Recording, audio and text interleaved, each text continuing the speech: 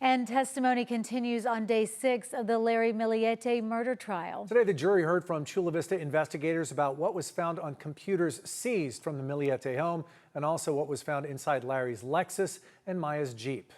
News 8's Kelly Hessedall joins us live from the South Bay Courthouse. Kelly, what can you tell us? Yeah, it's been an interesting day in the courtroom today. We heard testimony about everything from spellcasters to some of the last text messages that Maya Millete sent before she disappeared. Now, one of the key witnesses on the stand today was Detective Lorenzo Ruiz, and he testified about finding emails to spellcasters on a MacBook used by Larry.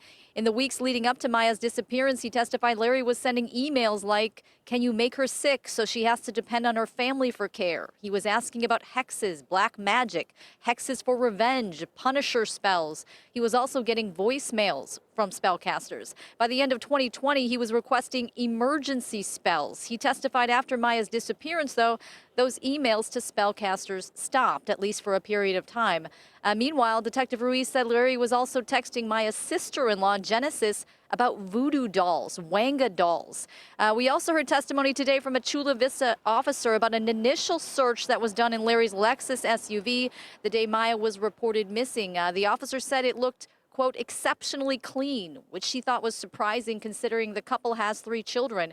A search of Maya's Jeep, she found a hatchet, hammer, duct tape in a black canvas bag. However, she also testified it had a layer of dust on it and may have been off-roading tools. They inspected it, but it doesn't sound like any hair or blood was found on it.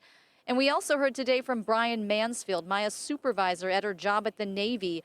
And he testified she told him in November of 2020 that he was noticing her performance at work was slipping to the point he had to step in and supervise her work.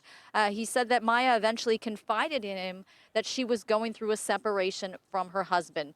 So back out here live, some of the last text messages Maya ever sent were to Brian Mansfield, and she talked about how childcare fell through that day, so she was working from home. She was having trouble getting her work done because she was trying to take care of her youngest son there. So she texted Brian. He said, "Don't worry about it. We'll take care of it." And then he testified that he never heard from Maya again. Back to you. Kelly, so what was the mood like in the room as Mr. Mansfield was talking, particularly about those last text messages from Maya? Yeah, when he was talking about that last text message he received, and then he said he never received one again, you definitely felt the mood shift in the room. It really was a compelling moment.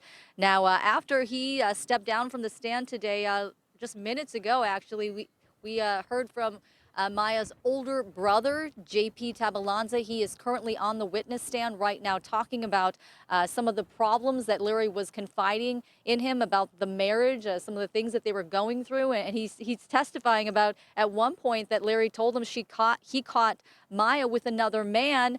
And he testified that at one point Larry told him that if you find a hitman or if you can help me hire a hitman, I'll pay you thousands of dollars. So my colleague, Jenny Day, is going to have a lot more on his testimony coming up later on News 8 tonight. Wow, seems very explosive to hear for the jury and the people in the courtroom. Thank you so much, Kelly. And we're streaming the latest coverage of the Millete case on the CBS 8 app. You can download it on your phone or your TV for free.